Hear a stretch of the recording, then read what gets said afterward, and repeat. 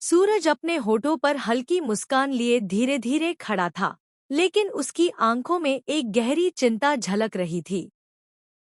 उसने खुद से कहा, हाँ दिया, मैं यही हूँ। लेकिन जैसे ही उसने चारों तरफ देखा, उसे लगा कि कुछ सही नहीं है। सूरज के लिए यह वक्त बहुत कठिन था। उसे हर चीज धुंधली और अस्पष्ट दिखाई दे रही थी। उसकी और ऋषा की आंखों की हालत दिन-ब-दिन खराब होती जा रही थी। डॉक्टर की लापरवाही और हाल की किसी बड़ी घटना की वजह से उनकी दोनों आंखों को गंभीर नुकसान पहुंचा था। सूरज ने हड़बड़ाते हुए पूछा, मुझे कुछ क्यों नहीं दिख रहा है? और उस सवाल के साथ उनके दिल में डर की लहर दौड़ गई।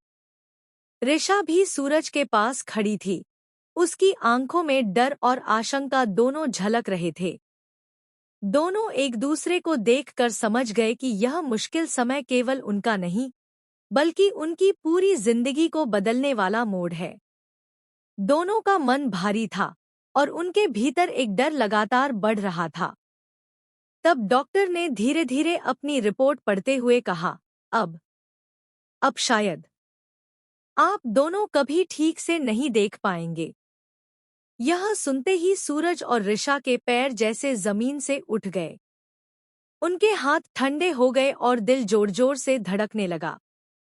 उन्होंने सोचा, क्या हमारी जिंदगी अब कभी पहले जैसी नहीं रहेगी? क्या हमें हमेशा अंधकार में जीना होगा?